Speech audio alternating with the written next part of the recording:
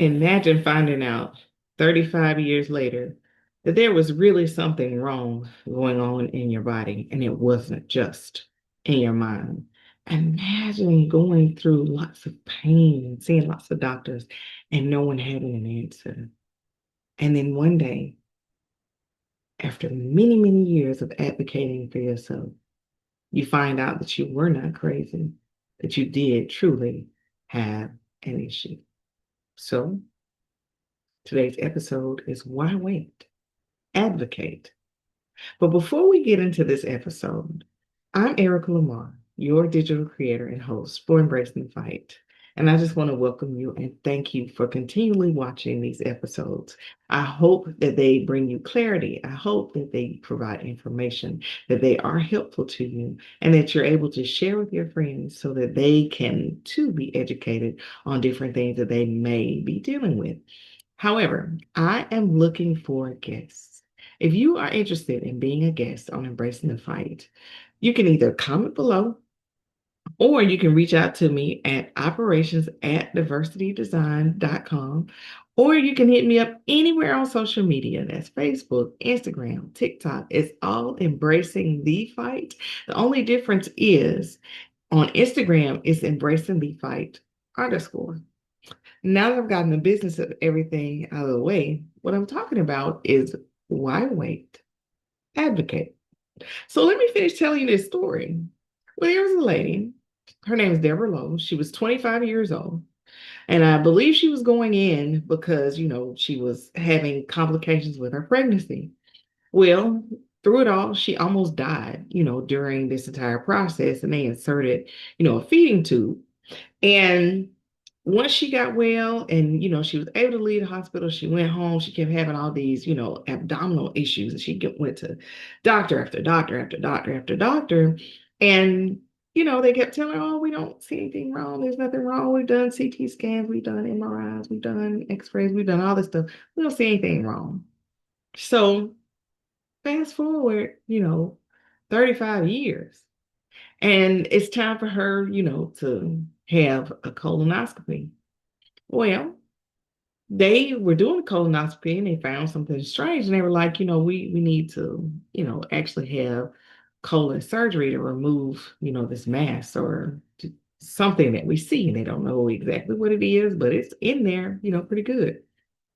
So a lady goes in, she has the surgery, find out that what's inside of her colon is that feeding tube that they inserted when she was 25 years old, that they used to feed her when she was having a crisis, when she was having complications due to her pregnancy. She has now filed, a lawsuit. I don't know, where it is or if she's won or anything like that. But just imagine if she had kept saying, well, maybe everyone's right and, my body feels like this, but is it in my mind or is it really, in my body? So by her pressing and pressing and pressing, she was able to, stop that issue. Even though it was 35 years later, now she can probably live pain-free and without the issues that she's been having with her stomach. So in what ways can you advocate for yourself? What is something that you've noticed that you've been dealing with that you're only dealing with it because you don't want to like upset the apple cart or you don't want to rock the boat? You can't be like that. You have to continually advocate for yourself. And at this moment, I'm really speaking to myself because I know, I don't have kids or anything like that. And people who don't have kids, or, people who do have kids, but their kids um, have a lack of integrity and love, for you as a parent. This is for you, as well.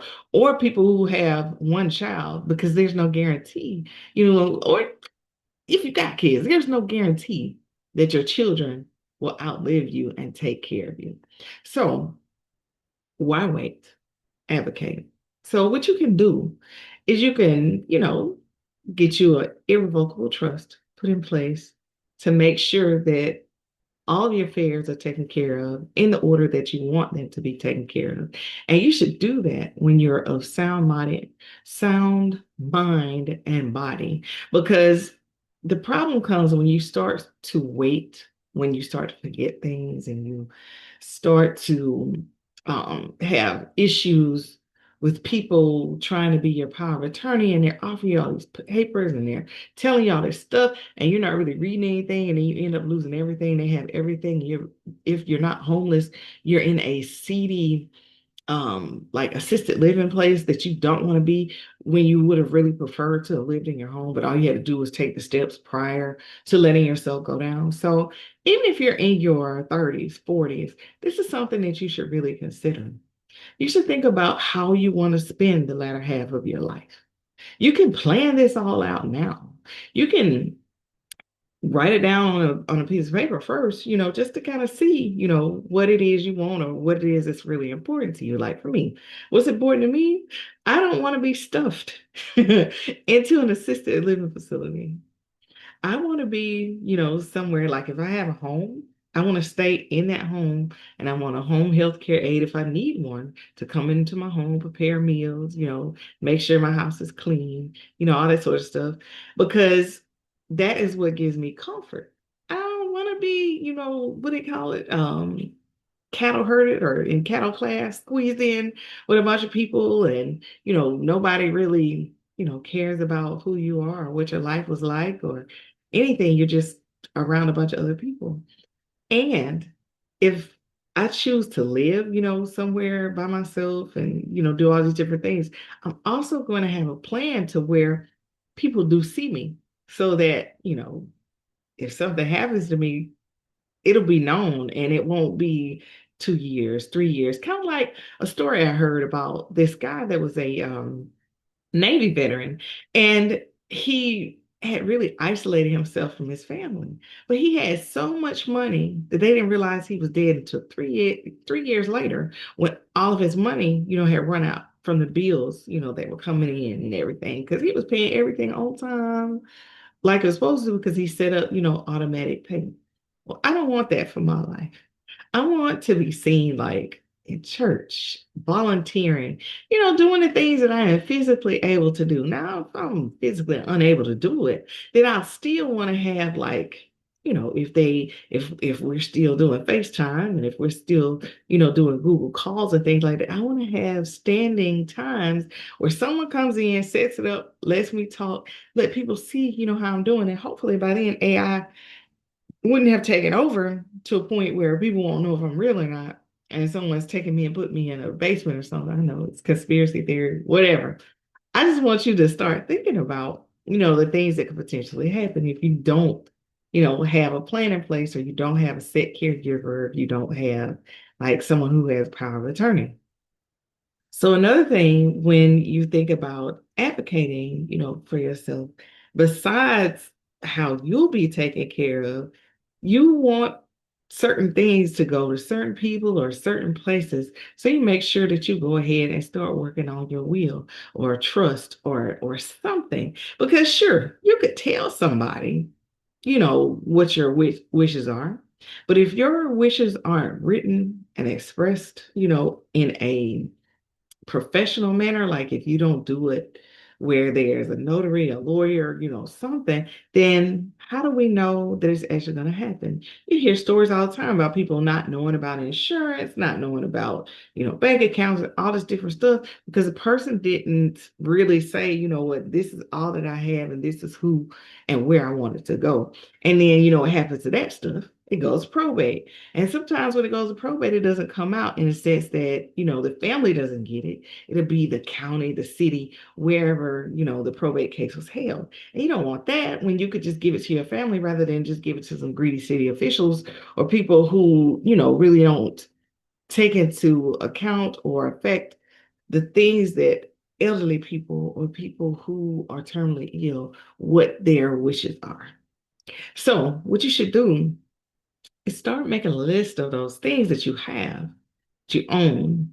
And I'm not saying, just write in a notebook, because then somebody gets your notebook and they, oh, seeing all you got, and they start being extremely nice to you, and they start doing a whole lot of stuff for you because they're trying to get those things from you. Yeah, no, you don't want to do that. But if you did have a notebook and you did decide to write those things down, after you write them down, make sure that you get them professionally documented. You get them put on record. so that say your house or say everything that you have does go to probate. They're going to have, a documented information on what your wishes were if you did this legally and professionally and you did through the courts. Then everything's going to go where it's supposed to go. You might have some people that might come along and try to dispute what was written and fight about it. But if you do it, now, when you're of sound mind and body, because I know if you're watching Embracing the Fight, you're of sound mind and sound body. So if you're listening to this, then you know that this is what you should do. You should take the time first to make the list of the things that you have and then assign a value and then say where you want it to go. Then you can have you a living will, then you can have a last will and testament, then you can have, all this information, everything on record, at the courthouse. Then you don't have to worry about it anymore. It just happens. Now, if you want to change it, you can change it. But if you are happy with whatever it is you've written and that's the way you want it, then, let it go that way. And everything's documented. You just let the people know that when you leave, there will be a reading of the will. Now, you don't necessarily have to tell them, what they're going to get, or, because some people, I hate to say it, once you tell them what they're going to get, they might look at you and say, that's all. And you can want to go back and tear your little paper up and scratch them out of everything because you thought that what you was giving them was good and valuable enough for them anyway. So I wouldn't tell anybody, but to each his or her own. You can, tell whoever you want to tell and make sure they know so that they know exactly what they're getting and they're not fooled later on when the will is being read and somebody say, oh, you got a 3 carat, diamond ring and they give you some cubic zirconia and then, you got a problem. You can fix that, that sort of thing. But to each his or her own. Another thing that you want to really advocate for and advocate, about is not only, your health, not only where you want to stay, not only the things that you have, but any treatments that you may want or may not want. Because a lot of people, when it comes to say religious beliefs, a lot of people don't have, a living will that says, I'll take a blood transfusion if it is the only life-saving measure. Some people don't want blood transfusion because, religious beliefs. There are certain things that they do not want to happen. Some people don't want to be resuscitated. They'll put DNR on there, and then say for instance, if the hospital decides to resuscitate you and you have that there, and then say you wake up, but you're in a vegetative state, and then the hospital tries to come in and say, oh, your family has to pay all these medical bills. No, they don't. They won't because you expressed in your living will that was provided, to the hospital that your family has, and it's on record. And the hospital just has to eat that cost, and they may have to eat a lawsuit because they resuscitated you when you said you didn't want to be. So your living will, basically, is what talks for you in the event that something happens to you. You might not necessarily die, but in the event that you can't speak for yourself, this living will speak for you. And then you have your power of attorney as well, that you want to give to someone that truly cares about you. Because I've seen, some very, very sad cases where people thought that the people they chose for power of attorney, they truly loved them, but they didn't. They really loved what they had. And once they started to get, ill and they started to go down, they kind of threw them away and looked for ways to, spend their money. And use as little money as they could on the person that chose them to be the power of attorney. So what should you do when you're thinking about who your power of attorney is? Sure, if you have kids, you should choose the most responsible one, not the one, who takes you everywhere and gives you things and stuff like that. I'm not saying, you can't do that, but I'm just saying look at the character, not necessarily the things that they do. Look at their true character, see how they treat people. And when you're not well, how do they treat you? Sure, it's nice to have a child that, does lots of things for you, but how is their heart? Will they really love and take care of you when you can't speak and take care of yourself? So when we talk about why we advocate, When you're advocating for yourself, you are fighting for and talking for and speaking for yourself as long as you're physically able. But when you can't do that, the documents, the records, any recordings, whatever it is that you have, those things will now speak for you. And that's why I'm saying don't wait. Because if you wait, anything can happen. Something could happen to you tonight. And then once that thing happens, there's nothing you can do to go back and say, oh, I wish I had done XYZ. Oh, I wish I had put um this car in this person's name. And now that I don't know where I am and I don't know who I am, they're going to take this car. And the person that should have gotten it isn't going to get it because I didn't do what I should have done to make sure these things happen. You have the power now to truly advocate for yourself. You have the power to set up things exactly the way that you want them to. And the only reason that I could think of that a person will want to wait is because they are afraid of, or it makes them sad to think of death and illness. But those things are part of life. As sure as you're born of a woman, you will leave this life. You will leave this earth. You will die. And when you die, it all depends on what you did in life as to how everything is handled. Once you're gone, I know it's the folks out there saying, I don't care, I'm gonna be dead. But then think about the burden that you've placed on people who loved you. Now, is that right? No, it's not. So let's get our affairs, in order as much as we can. Now, another thing you could do, I'm not saying you gotta do it, but you can have some insurance. And when you have the insurance, you make sure that the insurance is set up in such a way that it covers, your final expenses and it, can give some assistance to others, maybe. I don't know if that's your desire. If you want to start a trust fund, with the insurance money, then be like the Rockefellers, do that and give your family generational wealth.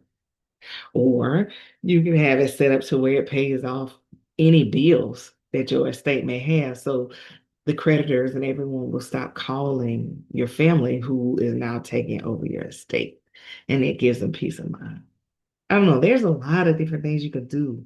But my main purpose, my main focus today is I'm saying to you, don't wait. Why wait? What's the point of waiting?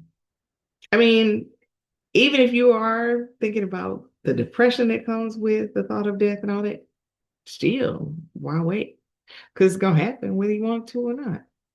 And I actually have, some friends that think it's pretty funny that when I'm talking about, different things on embracing fight, they're like, you talking about like this just ain't nothing. People are afraid of certain things. I was like, it may be true, but those things are still going to happen, whether they are afraid or not afraid, because life begins and life ends.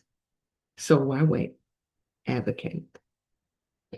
Thank you all so much for taking a moment out of your busy day to watch this episode of Embracing the Fight.